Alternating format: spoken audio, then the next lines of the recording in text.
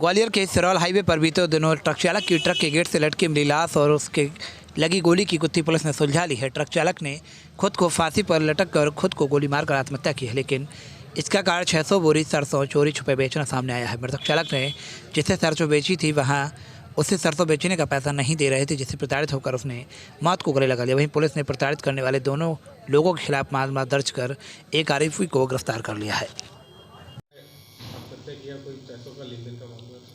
ये अभी 3-4 दिन पहले की बात है। सिरौल हाईवे पे हमें एक ट्रक खड़ा हुआ मिला, उसमें एक शख्स की बॉडी हैंगिंग अवस्था में हमें वहाँ पे मिली।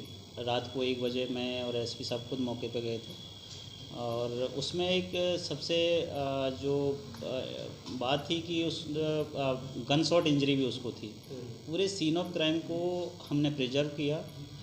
जो एफएसएल अधिकारी हैं उनको मौके पे बुलाया, फिंगरप्रिंट एक्सपर्ट को मौके पे बुलाया, शासकीय फोटोग्राफर की उपस्थिति में पूरा उसका वीडियो और फोटोग्राफी करवाई गई और उसमें कुछ हमने इन्वेस्टिगेशन की तो एक बात समझ में आई कि बहुत से ये जो ट्रक ड्राइवर हैं अपने ट्रक में कुछ सामान लेके उनको आगरा जाना था, सरसों की कुछ बोरियां थी, लेकिन 2 दिन तक कहीं वो बीच में गायब रहे और जो सरसों की बोरियां कहीं किसी को जिस भी परिस्थितियों में बेची हों कहीं बेच दी और जिसको बेची उसकी तरफ से पैसा उसको नहीं मिला।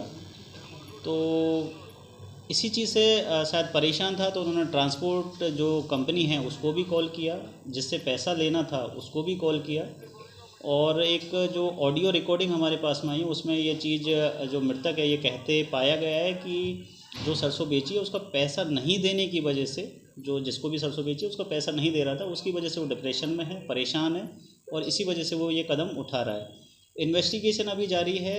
अभी हम 306 का इसमें एफआईआर दर्ज कर ली है आईपीसी में और लेकिन अभी किसी भी संभावना को हम नकार नहीं रहे हैं। जैसे एक को हमने इसमें हिरासत में भी ले लिया है, मामले को और डीप में जाके तहकीकात कर रहे हैं। अगर इसमें और भी कोई एविडेंस आएंगे तो हम उस हिसाब से इसमें कार्रवाई करेंगे। एक वेपन हमें ट्रक के कैबिन से ही मिला था और उस पर ब्लड के कुछ क्लॉट्स भी थे। जब उस वेपन के बारे में इन्वेस्टिगेशन किया गया तो वो मृतक का ही था, लाइसेंस्ड वेपन था और लाइसेंस भी उसमें हमें मिल गया।